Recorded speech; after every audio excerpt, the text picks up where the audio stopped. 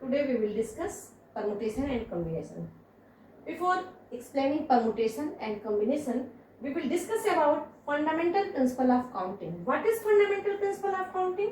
First we will discuss it. Fundamental principle of counting में हम counting पर ध्यान देते हैं कि हम किसी तरीके का अरेंजमेंट, जैसे मान लीजिए हम एक आपके सामने क्वेश्चन रखते हैं कि someone has 3 pants and 2 shirts. अब अगर आपके सामने क्वेश्चन ये आता है कि वो कितने तरीके से शर्ट और पैंट का पेयर बनाकर ड्रेसअप हो सकता है, तो इस तरह के problems fundamental principle of counting के थ्रू सॉल्व होते हैं। How many pairs are possible? Then we can say let. अब आपके पास नंबर ऑफ पैंट्स P1 है, P2 है और ये P3 है। अब P1 के साथ हम कॉम्बिनेशन, हमने इसको यहाँ लिख दिया 3 पैंट्स एंड 2 शर्ट्स। अब P1 के साथ वो क्या क्या लगा सकता है? P1 के साथ वो S1 शर्ट को भी यूज कर सकता है, P2 पैंट के साथ S2 पैंट को यूज कर सकता है। फिर अब इसके साथ तो यहाँ पेयर बन गया आपका P1 S1, यहाँ बन गया P1 S2। P2 के साथ भी वो S1 शर्ट को P2 पैंट के साथ S1 शर्ट को पहन सकता है और P2 के साथ S2 शर्ट को पहन सकता है। तो कॉम्बिनेशन हो जाएगा, ग्रुप आपका पेयर हो जाएगा P2 S2। P3 के साथ भी सेम प्रोसेस है, S1 S2। ये हो जाएगा P3 S1 और ये हो जाएगा P3 S2। कहने का मतलब है कि अगर हम अब आप number of ways, total possible ways देखिए क्या होगा। Total possible ways is equal to 1 2 3 4 5 6, that is 6। अब आप इसको, ये तो हमारे पास एक हमने एग्जांपल लिया था कि किसी पर्सन के पास 3 पैंट हैं और 2 शर्ट हैं, तो वो कितने तरीके से पेयर बना सकता है और किस तरीके से वो ड्रेसअप हो सकता है। तो हमने ये एक को हमने इंडिकेट कर दिया। अब ये हम कैसे निकालेंगे? तो देखिए यहाँ पर ऑप्शन था हमारे पास कि या तो P1 शर्ट पहनेगा या P2 शर्ट पहनेगा, सॉरी P1 पैंट पहनेगा या P2 पैंट पहनेगा या P3 पैंट पहनेगा। जब और वर्ड हो आइदर दिस और दिस, तो उस कंडीशन में नंबर ऑफ वेज प्लस हो जाते हैं। कहने का मतलब पैंट को चूज करने के 3 वेज हैं। Number of ways to choose pant is equal to 3। जब और वर्ड था तो हमारे पास 3 वेज थे। अब अगर शर्ट को चूज करने की बात हुई तो या तो वो S1 शर्ट को पहनेगा या तो वो S2 शर्ट को पहनेगा। तो अब हम यहां लिख सकते हैं number of ways to choose shirt S is equal to 2। 2 तरीके हैं। अब या चूंकि इसमें और था, पैंट चूज करने में और था, या तो P1 या P2 या P3, मतलब P1 और प्लस प्लस, तो 1 + 1 + 1 इज इक्वल टू हमने 3 वेज लिख दिए। शर्ट को हमने किस तरीके से लिखा? तो 1 + 1 दैट इज 2। अब हमें शर्ट भी पहनना है और पैंट भी पहनना है, दोनों चूज करना है। तो उस कंडीशन में जब नंबर ऑफ वेज, जब आपको ये करना हो कि दोनों वर्क करना हो, W1 वर्क को भी करना है, W2 को भी करना है, तो उस कंडीशन में जहां एंड यूज होता है कि पैंट भी पहनना है और एंड वर्ड यूज हुआ शर्ट भी पहनना है, तो उस कंडीशन में नंबर ऑफ वेज क्या हो जाते हैं? मल्टीप्लाई हो जाते हैं। Number of ways to dress up is equal to 3 × 2 that is 6। अब तैयार होने के या number of ways to dress up in different veg,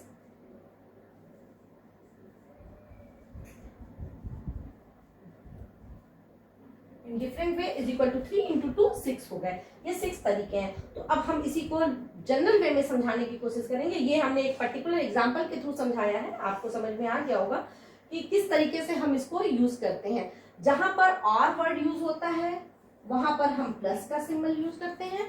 1 + 1 या तो P1 या तो P2 या तो P3, तो हमने 1 + 1 + 1 नंबर ऑफ वेज को ऐड कर दिया और जहां एंड आएगा वहां हम नंबर ऑफ वेज को प्लस कर देते हैं, सॉरी इंटू कर देते हैं। तो 3 × 2 6 वेज हो गए। अब इसी को हम दूसरे सेकंड एग्जांपल से समझाने की कोशिश करते हैं। नाउ सेकंड एग्जांपल ये है कि अगर अब हम मान लीजिए हम यहाँ से जीकेपी से दिल्ली जाना चाहते हैं, कितने तरीके हैं?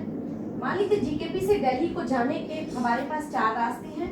एक ये रास्ता है, एक ये रास्ता है जाने के, यहाँ जीकेपी से इधर दिल्ली है। 2 रास्ते, 3 रास्ते, 4 रास्ते, ये 4 रास्ते हैं पहुंचने के। अब हम जीकेपी टू दिल्ली कितने तरीके से जा सकते हैं? In how many ways we can reach from GKP to Gorakhpur to Delhi? तो या तो इस रास्ते से जाएंगे, या इस रास्ते से जाएंगे, या इस रास्ते से, या इस रास्ते के। तो जाने के 4 तरीके हो गए, 4 ways. There are possible ways of 4 ways. अब हम वापस आने के, मान लीजिए वापस आने के 3 रास्ते हैं। एक इस रास्ते से हम वापस आ सकते हैं, एक इस रास्ते से, एक इस रास्ते से। ये दिल्ली से जीकेपी, हमारा काम है, हमको दिल्ली से, गोरखपुर से दिल्ली जाना है और दिल्ली से वापस आना है। हमारा वर्क कंप्लीट होता है जब हम गोरखपुर से दिल्ली जाकर दिल्ली से वापस आते हैं। तो कितने तरीके हैं पॉसिबल वेज, हम कितने तरीके से गोरखपुर से दिल्ली जाकर और वापस आ सकते हैं? तो देखिए हमारे पास, अब अगर हम सिंपल वे में समझना चाहे तो हम इस रास्ते से जाकर इस रास्ते से आए 1 तरीका, यहाँ से जाकर यहाँ आए 2 तरीका, ये 3 तरीका, फिर ऐसे ही इसके साथ तीनों का पेयर बनेगा तो 3 3 4 आपके पेयर बन जाएंगे। तो जाने के 4 रास्ते हैं और आने के हमारे पास 3 रास्ते हैं। तो अब हमने 1 + 1 कर दिया। Therefore total number of ways क्या हो जाएगा? Total number of ways to complete the work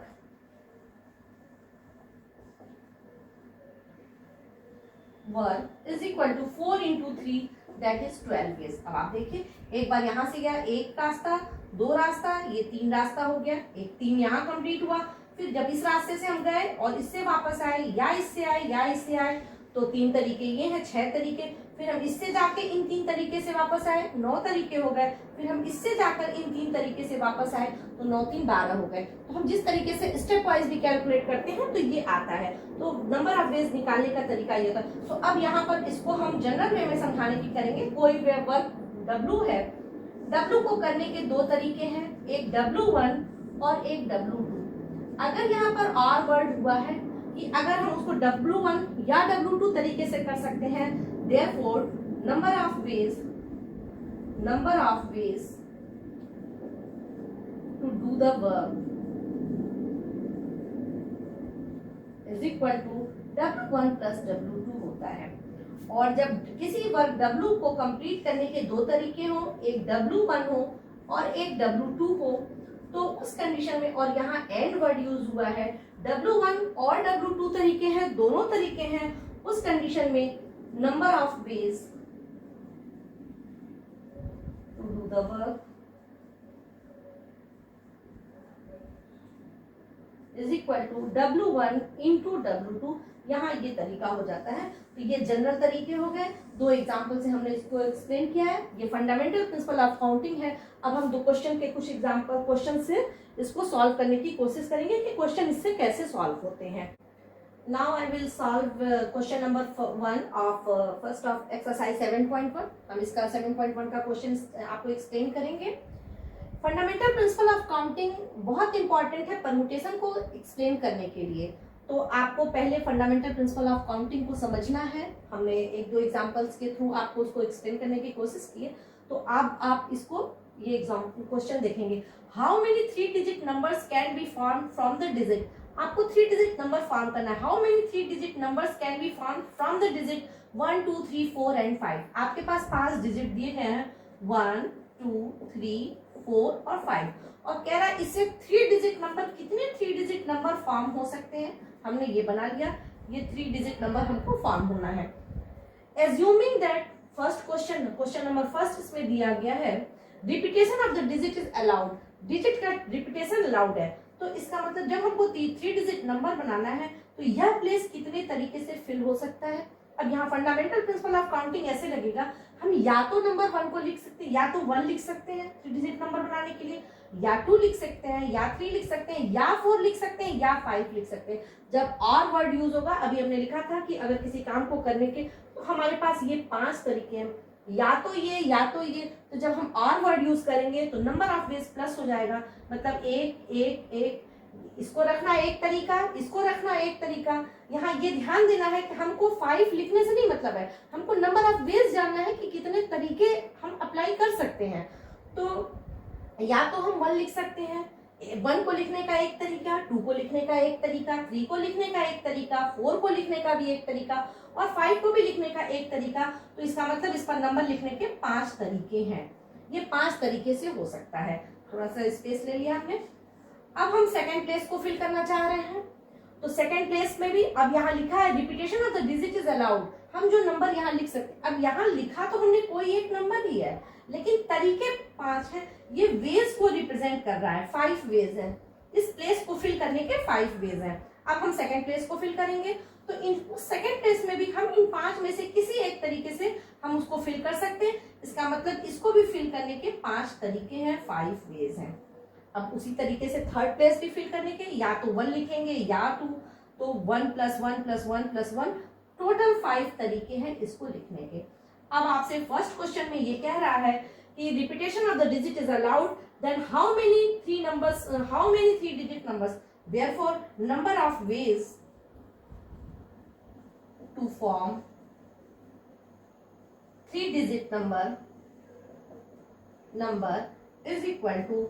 अब क्या करना है, अब हमको इस प्लेस को भी फिल करना है, इस प्लेस को भी फिल करना है। तो जब किसी काम को करने के W1 तरीके हैं और W2 तरीके हैं और W3 तरीके हैं, तो नंबर ऑफ वेज उस कंडीशन में क्या होता है, मल्टीप्लाई हो जाता है। तो नंबर ऑफ वेज मल्टीप्लाई हो जाएंगे 5 × 5 × जहां एंड वर्ड हुआ हमको इस प्लेस को भी फिल करना है और इस प्लेस को भी फिल करना है। जहां एंड वर्ड आया वहां नंबर ऑफ वेज मल्टीप्लाई हो जाएंगे। जैसे पहले हमने किया तो 1 लिखेंगे या 2 लिखेंगे या 3 लिखेंगे, हम और वर्ड यूज कर रहे थे, तो हमने नंबर ऑफ वेज को एक एक एक एक जोड़ दिया, 5 तरीके आ गए इस प्लेस को फिल करने के। अब हमको तीनों प्लेस को हमने ऐसे करके एक एक प्लेस को करने के तरीकों को हमने लिख लिया, तो टोटल तरीके हमारे पास आ गए। अब टोटल नंबर ऑफ वेज पूछ रहा है कि तीनों प्लेस कितने तरीके से फिल होंगे, तो ये भी प्लेस फिल करना है, ये भी प्लेस फिल करना है और ये प्लेस भी फिल करना है। तो नंबर ऑफ वेज मल्टीप्लाई हो जाएंगे 125, ये आपका आंसर हो जाएगा। अब आप सेकंड क्वेश्चन देखिए, इसी कॉन्ट्रीब्यूशन में आप देखेंगे तो समझ में आ जाएगा। Repetition of the digit is not allowed. अब इस बार रिपीटेशन ऑफ डिजिट अलाउड नहीं है, हम फिर उसी तरीके से प्लेस बनाते हैं। अब देखिए पहला प्लेस, अब हम पहले इस प्लेस को फिल करते हैं। आप इधर से भी फिल कर सकते हो, इधर से भी फिल कर सकते हो, ये सीधा है इसलिए हम लोग इस तरीके से लिखते हैं। अब पहला प्लेस कितने तरीके से फिल हो जाते हैं, मेरे पास 5 ऑप्शन है, हम इन 5 में से किसी एक नंबर को यहाँ पर एडजस्ट कर सकते हैं। तो लेकिन इस प्लेस को फिल करने के तरीके कितने हुए, तो 5 तरीके हुए। या तो 1 लिखेंगे या 2 या 3 या 4 या 5, चूंकि या वर्ड आ रहा है तो हम नंबर ऑफ वेज ऐड कर दिए, 5 तरीके हो गए। अब एक नंबर को हमने यहाँ पर लिख दिया, ये 5 वेज हो गए। एक नंबर यहाँ हो गया, मान लीजिए 2 यहाँ हमने लिख दिया। अब हमारे पास कितने ऑप्शन बच रहे हैं, अब हमारे पास 4 ऑप्शन बच रहे हैं। तो इस प्लेस को अब चूंकि लिखा है repetition of the digit is not allowed, अब डिजिट का रिपीटेशन अलाउड नहीं है, मतलब हमने अगर यहाँ हमने 2 लिखा है तो अब 2 को हम इन 2 प्लेस पर नहीं लिख सकते हैं। इस क्वेश्चन में हम लिख सकते थे, तो इसका मतलब इस प्लेस को फिल करने के हमारे 4 तरीके हैं। तो ये नंबर ऑफ वेज हो गए, 4 वेज हो गए। इसी तरीके से अब इस प्लेस को, अब एक नंबर हमने यहाँ लिख दिया, एक नंबर हमने यहाँ लिख दिया, इन 5 में से 2 नंबर तो चला गया, अब हमारे पास 3 नंबर बचा, 3 डिजिट केवल बचा। तो उन 3 डिजिट्स को फिल यहाँ 3 तरीके से हम फिल कर सकते हैं। अब यहाँ पर टोटल नंबर ऑफ वेज पूछा है, number of ways to form 3 digit number is equal to 5 × 4 × 3 is equal to 60, ये नंबर ऑफ वेज हो गए।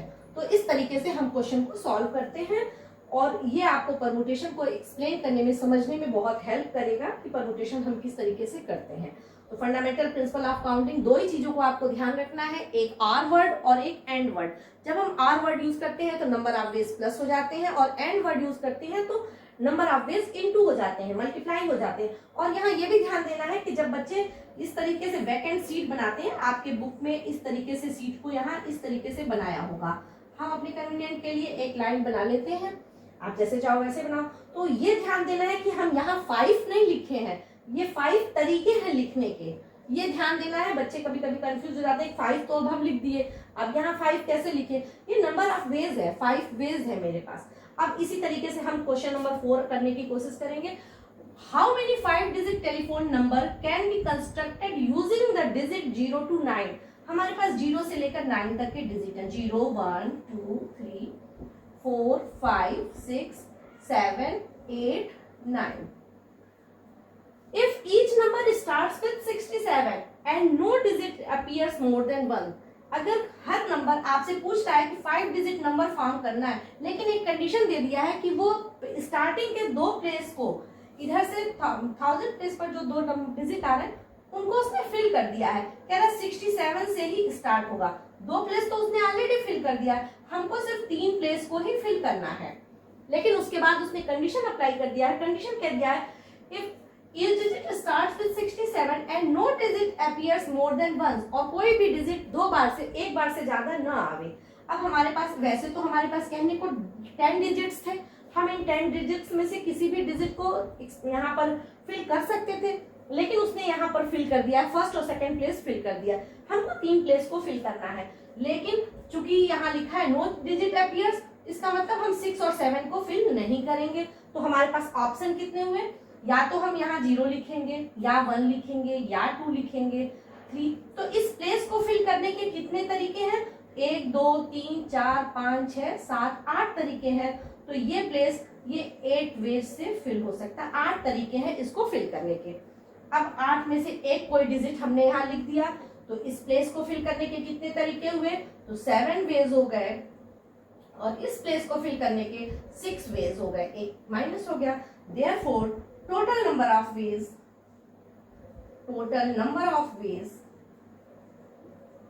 to construct 5 digit number is equal to 8 into 7 into 6, क्योंकि हमने तो 3 ही प्लेस को फिल किया है। अब चूंकि ये भी प्लेस फिल करना है, ये प्लेस भी फिल करना है, ये भी फिल करना है, एंड आ गया, तो नंबर ऑफ वेज मल्टीप्लाई हो जाएंगे, और इसको फिल करने के इतने तरीके हैं।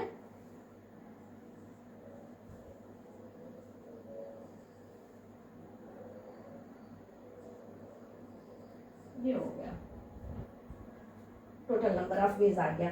तो अब आप इस तरीके से हम लोग परमुटेशन में इंटर करेंगे कि परमुटेशन कैसे, इसका परमुटेशन से क्या रिलेशन है, और परमुटेशन की एक्चुअल मीनिंग है क्या। Now we will start permutation. Bracket में हमने लिखा है all the objects are distinct. हम इसका मतलब आपको एक्सप्लेन करेंगे। अभी हम लोगों ने फंडामेंटल प्रिंसिपल ऑफ काउंटिंग समझ लिया है। अब परमुटेशन का मतलब होता है अरेंजमेंट। अरेंजमेंट मतलब व्यवस्था करना, एक तरह का। अब जैसे मान लीजिए हमारे पास 3 ऑब्जेक्ट हैं, ए बी सी। अब ये आगे हम लोग पढ़ेंगे कॉम्बिनेशन। कॉम्बिनेशन का मतलब होता है, हम आपको इधर एक्सप्लेन कर रहे हैं कॉम्बिनेशन। इसका मतलब होता है ग्रुपिंग। एक्चुअल में हम परमुटेशन कोई भी व्यवस्था बना। अब अगर हम आपको मैंने कह दिया कि हमारे पास 3 ऑब्जेक्ट हैं ए बी सी, इन 3 ऑब्जेक्ट्स में से 2-2 को लेकर आप कितने अरेंजमेंट कर सकते हो। अगर हमने कहा आप कितने ग्रुप बना सकते हो, तो उस कंडीशन में आप कह दोगे A B, B C and C A. It means 3 groups are possible.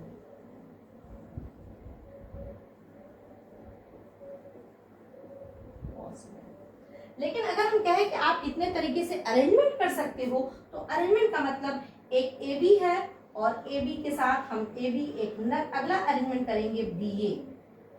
B C है, हम करेंगे सी बी। ए बी और बी ए दोनों डिफरेंट अरेंजमेंट है बट सेम ग्रुप। अब यहाँ आप लिख सकते हो सी ए है तो ये ए सी हो गया। There are 6 arrangements. ये 6 अरेंजमेंट पॉसिबल है। यहाँ एक चीज जानना है, A B and B A are same group but different arrangement.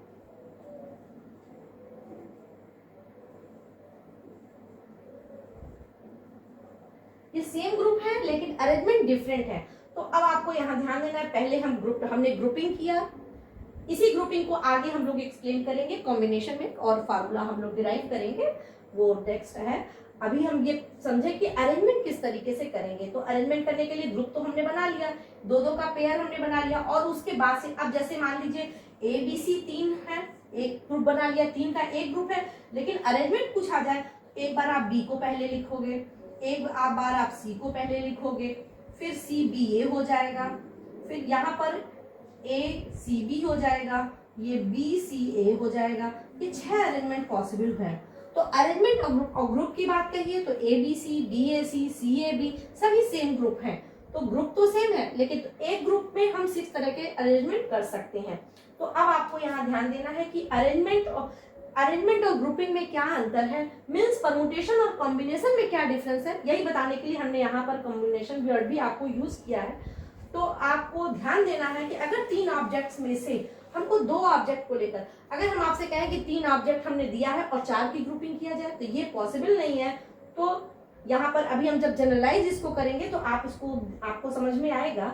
A B सी में से 3 ऑब्जेक्ट्स में से हम 3 को लेकर तो ग्रुप बना सकते हैं, लेकिन उससे नंबर ऑफ ऑब्जेक्ट्स उससे ज्यादा नहीं हो सकते। और 3 में से 2 को लेकर हमने ग्रुप बनाया और ग्रुप को डिफरेंट अरेंजमेंट में हमने कन्वर्ट किया है। तो अब आप इसको एक्सप्लेन करेंगे। Permutation when all the objects are distinct, जब सभी ऑब्जेक्ट्स अलग अलग हों। तो अब आप इसको हम एक थ्योरम बताते हैं। नाउ थ्योरम है the number of permutation of n different objects taken r at a time where 0 is less than r is less than और इक्वल टू n। अभी हमने बताया कि अगर n डिफरेंट ऑब्जेक्ट्स हैं, द नंबर ऑफ परमुटेशन आपसे पूछ रहा है when n different objects taken r at a time, n different objects में से r ऑब्जेक्ट को, जैसे अभी हमने एग्जांपल लिया था कि a b c में से हमने 3 में से 2 ऑब्जेक्ट को एक साथ लिया, तो यहाँ n ऑब्जेक्ट्स में से r को ले रहा है। और r की कंडीशन क्या होनी चाहिए, r 0 से बड़ा होना चाहिए। अगर हमने 0 के इक्वल ले लिया, मतलब हमने कोई ऑब्जेक्ट ही नहीं लिया, तो फिर आप ग्रुपिंग कैसे करेंगे, अरेंजमेंट कैसे बनाएंगे। और ये इसकी वैल्यू n के इक्वल हो सकती है, हम 3 ऑब्जेक्ट्स में से 3 को साथ में ले सकते हैं। तो इसलिए हमने वहां कहा था आपसे कि अभी हमने जो डिस्कस किया है कि आपको r की वैल्यू, अब हमने जो बताया था कि n 3 ऑब्जेक्ट्स में से 3 से ज्यादा हम नहीं ले सकते, वहां इसी कंडीशन को एक्सप्लेन किया था। Where 0 is less than r is less than and the objects do not repeat, और ऑब्जेक्ट रिपीट न हो तो उसकी वैल्यू इसके इक्वल होती है। अब इसके इक्वल कैसे होती है, इसको हम लोगों ने फंडामेंटल प्रिंसिपल ऑफ काउंटिंग के थ्रू एक्सप्लेन किया है। अब आप एक्सप्लेन करिए। आपसे कह रहा है कि r ऑब्जेक्ट को लेना है n ऑब्जेक्ट्स में से, तो हमने r ब्लॉक बना लिए 2 3 4 5। अभी ये फर्स्ट है, second place, third place, fourth place, fifth place, और यहां हमने ले लिया rth प्लेस। ये फर्स्ट प्लेस है, सेकंड प्लेस एक्सेट्रा। अब आप देखिए, अभी हम लोगों ने फंडामेंटल प्रिंसिपल ऑफ काउंटिंग के थ्रू जब इसको एक्सप्लेन किया था, अब इसमें से r ऑब्जेक्ट हमारे ये r हमको लेना है। n ऑब्जेक्ट्स है, कहने का मतलब 10 स्टूडेंट्स हैं, उनमें से हमको 4 को सेलेक्ट करना है। तो अगर 10 स्टूडेंट्स में से हमको 4 को सेलेक्ट करना है, तो हम प्लेस कितनी बनाएंगे, 4। हमारे पास 4 सीट वैकेंट है। अब हम 4 में से 10 में से 4 को चूज करेंगे। तो यहाँ r सीट हमारे पास वैकेंट है, ये फर्स्ट सीट है, ये सेकंड है, ये थर्ड है, ये fourth, fifth etcetera, and this is rth place. तो अब rth प्लेस इनमें से, तो फर्स्ट प्लेस हम कितने तरीके से फिल कर सकते हैं, जैसे 10 स्टूडेंट में से, यहाँ एक हम नीचे एग्जांपल भी साथ में लेकर चल रहे हैं। 10 स्टूडेंट में से, तो पहले कुर्सी पर अगर हमको इस फर्स्ट सीट जो हमारी वैकेंट है, इस फर्स्ट सीट में से हम उन 10 स्टूडेंट में से किसी एक स्टूडेंट को बैठा सकते हैं। तो इसका मतलब इसको बैठाने के 10 तरीके हुए। ये वेज है, ये अभी हमने पहले भी बताया, ध्यान देंगे, 10 तरीके हुए। सेकंड सीट, तो उसी तरीके से यहाँ फर्स्ट सीट को फिल करने के कितने तरीके हुए, n तरीके हुए। हम n तरीके फिल कर सकते हैं क्योंकि n ऑब्जेक्ट्स हमारे पास है, r सीट हमारे पास, r सीट वैकेंट थी। सेकंड पर अब यहाँ 10 को हमने बैठा दिया, अब हमारे पास 9 स्टूडेंट बच गए, तो सेकंड प्लेस पर हम 9 स्टूडेंट्स को बैठा सकते हैं। ये 9 तरीके हुए। उसी तरीके से इस सेकंड प्लेस पर हम n-1 तरीके से बैठाया जा सकता है। अब हमारे n-1 तरीके से फिल कर सकते हैं। इसी तरह थर्ड प्लेस 8 तरीके से फिल हो सकता है, तो यहाँ सेकंड प्लेस n-2 तरीके से फिल हो सकता है। ये n-3 डैश डैश डैश है। अब हम फिल करते गए। rth प्लेस पर हमको कितने तरीके से हम फिल कर सकते हैं, यहाँ तो हमारे पास 4 था, तो ये 7 तरीके से फिल हो सकता है। और टोटल नंबर ऑफ वेज निकालना है, टोटल नंबर ऑफ वेज, तो ये हो जाएगा 10 इंटू 9 इंटू 8 इंटू 7, ये हो जाएगा। अब यहाँ पहले हम RH प्लेस को कैलकुलेट करें, तो ये हमारा देखिए टर्म क्या है, AP में है, फर्स्ट टर्म N है, कॉमन डिफरेंस -1 है, तो RH प्लेस कैसे कैलकुलेट होगा, RH प्लेस को हम RH टर्म AR निकालेंगे, तो A प्लस n-1 होता है, तो यहाँ r-1 इंटू डी का मतलब है -1, तो n माइनस आर प्लस 1, तो इसका मतलब RH प्लेस को हम n-r+1 तरीके से फिल कर सकते हैं। ये हमारे पास वेज हो गए। अब हम ये एग्जांपल इरेज कर दे रहे हैं, इस एग्जांपल की जरूरत नहीं थी, सिर्फ ये सीट फिल करने के लिए हमने लिया था। ये n-1 तरीके हैं। अब आप देखिए, आपको समझ में आ गया होगा कि हमारे पास R सीट जो वैकेंट थी वो हमने कितने तरीके से फिल किया। अब आपसे पूछ रहा है the number of permutation, how many different arrangement can be possible. तो डिफरेंट अरेंजमेंट, तो number, therefore number of permutation या नंबर ऑफ वेज आप लिखना चाहिए, या number of permutation is equal to, अब क्या करेंगे नंबर ऑफ वेज जाने के लिए, तो चूंकि इस सीट को भी फिल करना है और इसको भी फिल करना है, हमने यहाँ और वर्ड पे एंड टर्म पे जोड़ दिया है, एंड मतलब मल्टीप्लीकेशन, ये टोटल मल्टीप्लाई हो जाता है n-1 n-2 dash dash dash n-r+1। ठीक, यही आपको कहना था, थ्योरम दिया हुआ था, the number of permutation of n different objects taken r eight a time where this and objects do not repeat is this, ये होता है। अब इसी को हम NPR से रिप्रेजेंट करते हैं, it is represented by NPR। NPR का मतलब है n ऑब्जेक्ट्स में से r डिफरेंट ऑब्जेक्ट को लेकर परमुटेशन बनाना, अरेंजमेंट करना। तो इसको हम फॉर्मूला के फॉर्म में कन्वर्ट करेंगे। इसको कन्वर्ट करने से पहले हमको एक टर्म फैक्टोरियल नोटेशन जानना जरूरी है। What is factorial notation? Now we will discuss about factorial notation. What is factorial notation? factorial n, इसको हम बोलते हैं factorial n, ये इस तरीके से बनता है, या इसका दूसरा सिंबल है factorial n। किसी NCERT में आपको इस तरीके से दिया है, किसी और बुक्स में मैक्सिमम इस तरीके से भी यूज किया है, तो आप दोनों सिंबल पर ध्यान देंगे, आप दोनों सिंबल यूज कर सकते हो। Factorial notation, factorial n represent product of first n natural numbers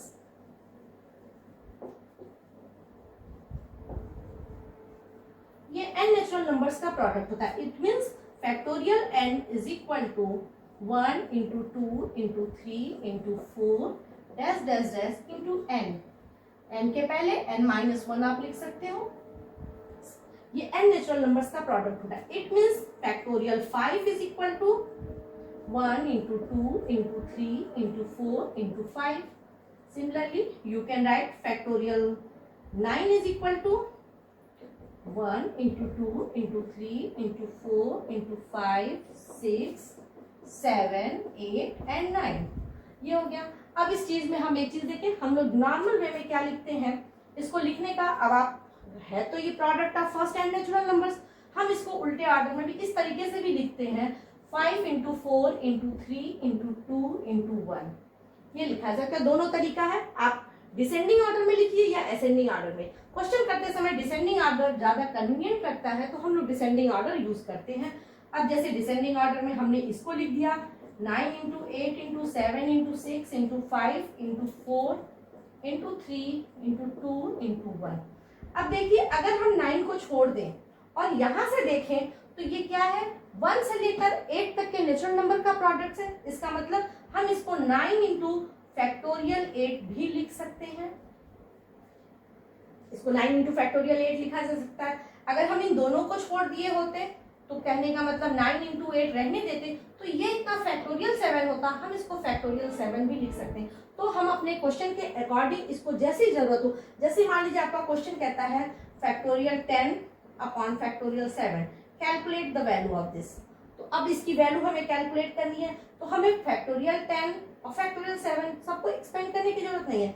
अब हम 10 को क्या लिख सकते हैं, अब 10 इसी में 10 से लेकर यहाँ तक रहता है नेचुरल नंबर का प्रोडक्ट, तो 10 इंटू 9 इंटू 8 इंटू 7 फैक्टोरियल हम इसको लिख सकते हैं।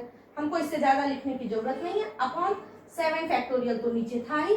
अब इसका मतलब अगर हम इसको भी एक्सप्लेन करते और इसको भी करते तो सभी कैंसिल आउट हो जाते, तो हमारा ये यही कैंसिल आउट हो जाएगा और ये 720 आंसर आ गया। तो इस तरीके से हमको जैसी जरूरत होगी हम फैक्टोरियल नोटेशन को उसी के अकॉर्डिंग ब्रेक करेंगे। कहने का मतलब अगर हम फैक्टोरियल 5 को ब्रेक करना चाह रहे हैं तो अपने कन्वीनियंट के अकॉर्डिंग हम 4 इंटू 3 इंटू फैक्टोरियल 2 भी लिख सकते हैं या 5 इंटू फैक्टोरियल 4 भी लिख सकते हैं। तो जैसी जरूरत होगी उस तरीके से आप इसको यूज करेंगे। ये फैक्टोरियल नोटेशन है। फैक्टोरियल नोटेशन में एक चीज हमको और जानना है कि फैक्टोरियल 0 की वैल्यू 1 होती है, ये आप ध्यान देंगे। Factorial 0 is equal to 1। अब ये 1 कैसे होता है, अगर आप इसका डेरिवेशन चाहें तो हम यहां से लिखेंगे factorial n is equal to होता है n into factorial n minus 1। n minus 1 का फैक्टोरियल लिख सकते हैं, जैसे आपने factorial 5 is equal to 5 into factorial 4 लिखा है। अब यहाँ n की जगह 1 सब्स्टिट्यूट कीजिए। जब हम यहाँ 1 लिखेंगे factorial 1 is equal to 1 into क्या हो जाएगा 1 माइनस 1 0 का फैक्टोरियल, और फैक्टोरियल 1 की वैल्यू तो 1 होती है, तो यहाँ से it means factorial 0 is equal to 1। Factorial 0 की वैल्यू 1 आ गई। और इस यहीं पर कहीं कहीं हमको असुविधा लगती है तो उस कंडीशन में हम इस तरीके का सिंबल यूज करते हैं फैक्टोरियल 0 इज इक्वल टू 1। तो जहां आपको जैसे जरूरत होगी वो ध्यान देंगे। जहां इसको छोड़कर हमको ये लिखना है तो या तो ये ब्रैकेट में लिखिए या आप चाहिए तो 4 इंटू फैक्टोरियल 4 लिख सकते हैं। दोनों वे आपका सही है। तो ये फैक्टोरियल नोटेशन है। Now you can solve exercise 7.2। अभी हमने 2 क्वेश्चन लिए हैं एक्सरसाइज 7.2 का। सेकंड क्वेश्चन है is factorial 3 plus factorial 4 is equal two factorial 7। तो इसका तरीका ये नहीं, हम फैक्टोरियल में कोई दूसरा सिंबल नहीं लगाते हैं, मतलब कहीं इस पे कोई इसकी प्रॉपर्टी नहीं है। प्रॉपर्टी बस इतनी है कि हम उसको एक्सपेंड कर सकते हैं। फैक्टोरियल 10 को 10 इंटू फैक्टोरियल 9 लिख सकते हैं। उसके अलावा कहीं कोई summation, addition, subtraction, addition, multiplication, sorry addition, subtraction वगैरह के कहीं कोई रूल नहीं है। तो अब हमको यहाँ एक ही तरीका है, हम लेफ्ट हैंड साइड कैलकुलेट करेंगे। Factorial 3 plus factorial 4। Factorial 3 calculate कीजिए तो फैक्टोरियल 3 क्या होगा, factorial 3 into 2 into 1 plus factorial 4 into 3 into 2 into 1। आप चाहते तो ब्रेक करके कॉमन ले सकते थे, ये हम कर सकते थे। तो 6 plus 6 4 24 is equal to 13। Now right hand side, अब आप राइट हैंड साइड को कैलकुलेट कीजिए। Factorial 7 that will be 7 6 5 4 into 3 into 2 into 1। अब आप इसको कैलकुलेट कीजिए तो फैक्टोरियल 7 की वैल्यू आती है 5040। तो अब आप क्या लिखोगे इसका answer, therefore factorial 3 plus factorial 4 is not equal two factorial 7। हम दोनों सिंबल साथ में लेके चल रहे हैं कि आपको ये ध्यान में रहे कि ये सिंबल भी यूज होता है। अब इसी तरह से क्वेश्चन नंबर 4 दिया है if this is equal to this then find x। आपको x की वैल्यू फाइंड करनी है। तो अब हम इस तरीके से लिख रहे हैं factorial 8 1 upon factorial 6 plus 1 upon factorial 7। Simple question रहता तो हम क्या करते हैं, यहाँ से 8 रहता हम 8 को इधर मल्टीप्लाई कर देते। वही तरीका अभी भी करेंगे। x इज इक्वल टू आ जाएगा factorial 8 upon factorial 6 plus factorial 8 upon factorial 7। अभी हमने एक एग्जांपल लिया था फैक्टोरियल 10 अपॉन फैक्टोरियल 7 या 8 का, बिल्कुल उसी तरीके से। अब हम यहाँ जो बड़ा रहता है ये भी ध्यान देना है, हम ब्रेक किसको करते हैं, जो बड़ा रहता है। तो अब 8 को हम ब्रेक करेंगे तो ये आ जाएगा 8 into 7 into factorial 6 upon factorial 6। कहाँ तक ब्रेक करेंगे ये आपके क्वेश्चन पे डिपेंड करता है। फैक्टोरियल 8 यहाँ इसको हम ब्रेक करेंगे 8 इंटू फैक्टोरियल 7 अपॉन फैक्टोरियल 7। अब यहाँ फैक्टोरियल 7 कैंसिल हो गया, यहाँ फैक्टोरियल 6 कैंसिल हो गया। 7 into 8 plus 8 that will B 64। ये आंसर हो गया। तो x की वैल्यू आ गई 64। Now on the basis of this questions you can solve exercise